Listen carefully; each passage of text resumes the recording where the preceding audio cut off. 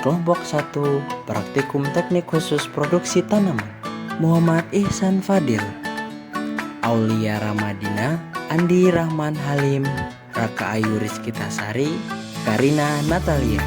Selamat menyaksikan.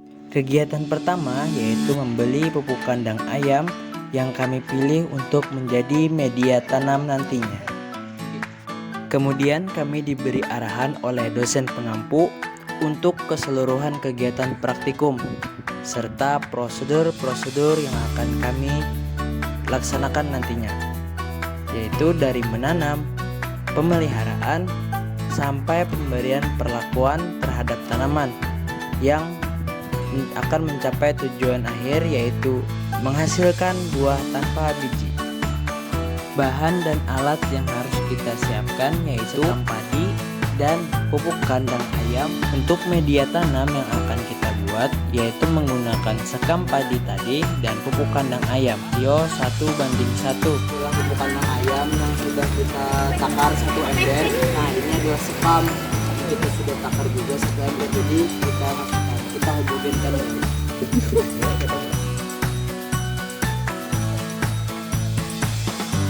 Setelah homogen, mari kita buat ke dalam polybag. Untuk polybag ada 5 buah yang akan kita buat.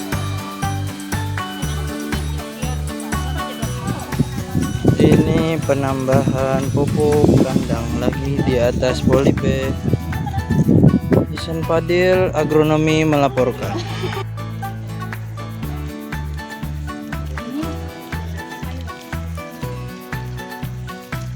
Keluaran kah? Bagusnya tuh dianu dulu katanya.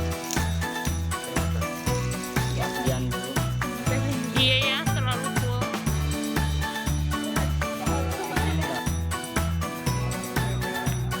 Berikut adalah proses pelabelan pada polybag agar bisa membedakan antara perlakuan 0 ppm, 50, 100, dan selanjutnya.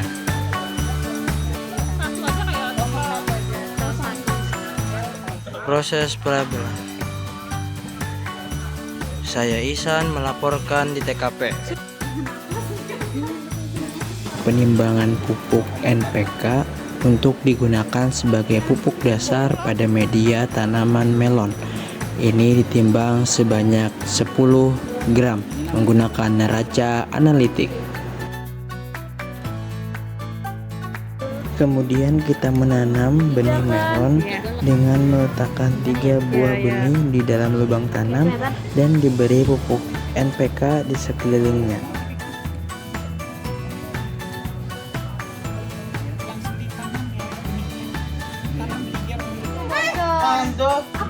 Jadi oke. Ya minimal kayak gitu tuh. Dah. Jadi ini kita air kita masuk dalam plastik yang tujuannya sebagai irigasi tetes ya sebenarnya ini. Ya. Tujuannya agar airnya selalu tersedia. Kita bisa gunakan jarum pentul ya ini sehingga airnya menetes nih kelihatannya. Dan kita letakkannya jangan di tengah-tengah, takutnya nanti dia tidak tumbuh tersebutnya ya. Jadi kita taruh di pinggirannya. Gimana? Kan ke tadi yang dia posisinya ditanam gimana? Oh, di tengah-tengah, Pak. Gitu.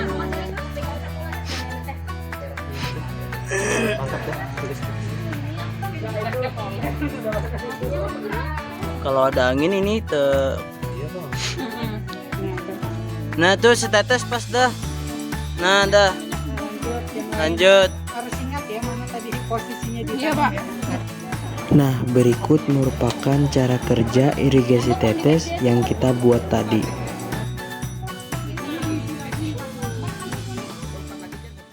Kegiatan selanjutnya adalah penyulaman.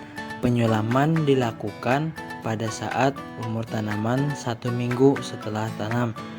Ini bertujuan untuk mengganti tanaman yang rusak dan terkena penyakit atau yang lambat pertumbuhannya.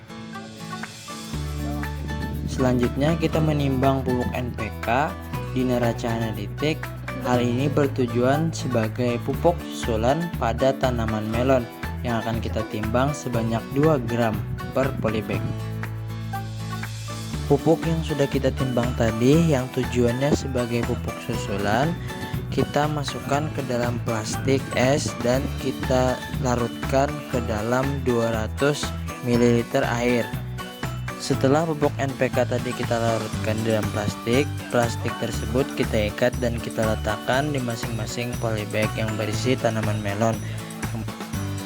Kemudian kita lubangi menggunakan jarum pentul agar larutan pupuk NPK tadi menetes di sekitar area pertanaman.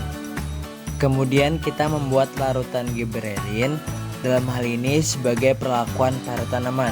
Yang pertama, persiapkan alat dan bahan, kemudian tuangkan Aquades sebanyak 500 ml ke dalam air Lemaire dan tambahkan gibberellin sesuai dosis penggunaan pipet. Aduk larutan hingga homogen, kemudian masukkan ke dalam hand sprayer dan tambahkan Aquades hingga mencapai 1000 ml. Kemudian diberi label masing-masing hand sprayer dan larutan gibberellin siap untuk digunakan sebagai perlakuan terhadap tanaman. Pengaplikasian perlakuan gibberellin pada tanaman melon yaitu dengan menyemprotkan larutan gibberellin ke tanaman melon sebanyak 2 kali semprot yang berfokuskan kepada titik pertumbuhan tanaman atau pucuk tanaman. Pemindahan tanaman melon yang asalnya di depan rumah kaca dialihkan ke dalam rumah kaca. Hal ini bertujuan untuk menjaga lingkungan pertumbuhan tanaman melon agar dapat tumbuh dengan baik dan optimal.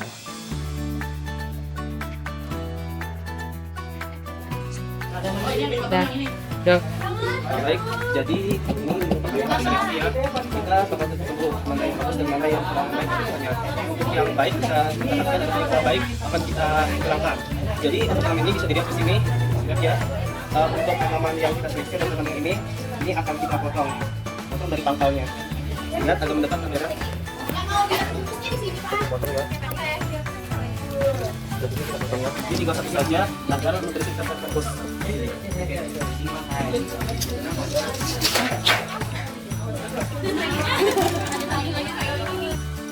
Setelah pemangkasan salah satu tanaman melon yang kita pertahankan, kita lakukan pemberian ajir. Hal ini bertujuan untuk jalur pertumbuhan tanaman melon agar dapat merambat dengan baik nantinya. Untuk mengikat tanaman melon sendiri tidak perlu terlalu kencang karena dapat mempengaruhi pertumbuhan tanaman melon itu sendiri, dan besar kemungkinan apabila terlalu kencang dapat menghambat pertumbuhan dan mengakibatkan kematian. Perawatan lainnya yaitu menyiram tanaman setiap hari pada sore hari. Berikut merupakan cuplikan video kegiatan penyiraman larutan gibberellin pada tanaman melon di dalam rumah kaca jurusan BDP. Kemudian menimbang pupuk gandasil D sebanyak 3 gram per liter. Kemudian pupuk gandasil B juga 3 gram per liter. Setelah dilarutkan, kemudian disemprotkan ke tanaman melon secara merata. Gandasil D diberikan pada fase vegetatif, sementara gandasil B diberikan pada fase generatif. Kegiatan selanjutnya yaitu pembuatan insektisida yang berjenis Kuracron. Langkah pembuatannya yaitu siapkan alat dan bahan, kemudian ukur Kuracron sebanyak 3 ml menggunakan gelas ukur, kemudian masukkan air sebanyak 1 liter ke dalam hand sprayer dan masukkan Kuracron yang telah kita ukur tadi. Kemudian homogenkan dan Kuracron siap digunakan pada tanaman melon. Berikut proses pengaplikasian Kuracron pada tanaman melon. Pengaplikasian Kuracron pada tanaman melon yaitu dengan menyemprotkan ke seluruh bagian tanaman, terkhusus di bawah daun yang menjadi sarang hama yang menyerang tanaman melon.